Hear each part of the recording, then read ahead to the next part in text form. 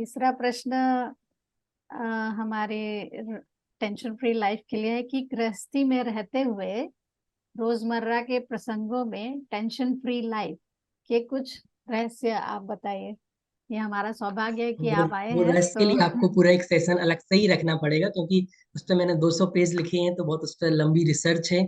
बहुत सारे टेक्निक उसके अंदर हमने बताए हैं। तो अभी तो मेरे पास अभी दूसरा प्रोग्राम है, मैं प्रोग्राम से निकल के ही बाहर आया हूँ। तो मैं उसमें बस एक चीज बता देता हूँ।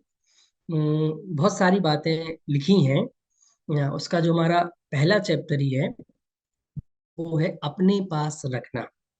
उसमें एक बहुत सुंदर कहानी है, आप पढ़ेंगे तो आपको पता चलेगा। उसका सार यह है कि आज हम इतने असहाय, कमजोर, पराधीन हो गए हैं क्या, कि जो व्यक्ति हमें थोड़े से लाइक कर दे, थोड़ी सी प्रशंसा कर दे, थोड़ी सी गिफ्ट्स दे दे, तो हम सुखी हो जाते हैं।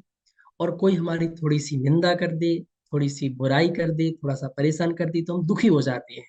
तो क्या हमारे सुख दुख का रिमोट कंट्रोल किसी दूसरे के हाथ में है क्या, जो हमें वो कंट्रोल करे?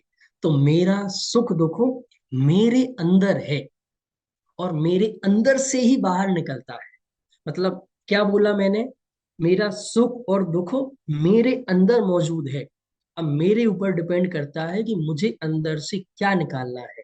जब हम अपने अंदर से सुख बाहर निकालते हैं तो हम सुखी होते हैं, और अपने अंदर से दुख बाहर निकालते हैं तो हम दुखी होते हैं।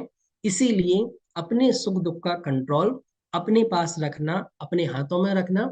और एक दूसरी बात जो हमने शायद 8वें 9वें चैप्टर में लिखी है, वो बस उसका भी सार जल्दी से बता देता हूँ।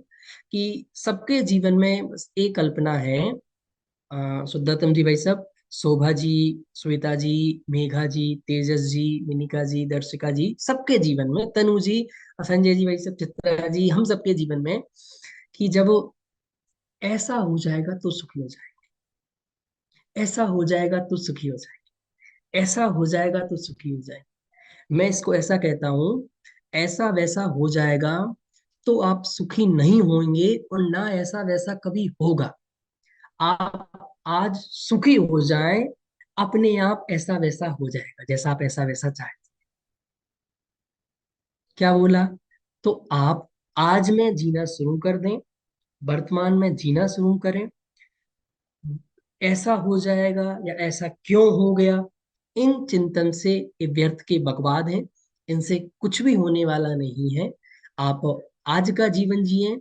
और मैं थोड़ा सा गहराई की बात करूं तो कर सकता हूं। आपके प्रति समय ज्ञान का जो गेय बन रहा है, हर समय नया नया गेय बन रहा है। आप उसको जानें, उसे जानकर आनंदित रहें। और हर समय जो भी नया नया हो रहा है प्रेजेंट में, जो आपके आसपास है, आप उसे महसूस करें और उसमें ही आनंदित रहें।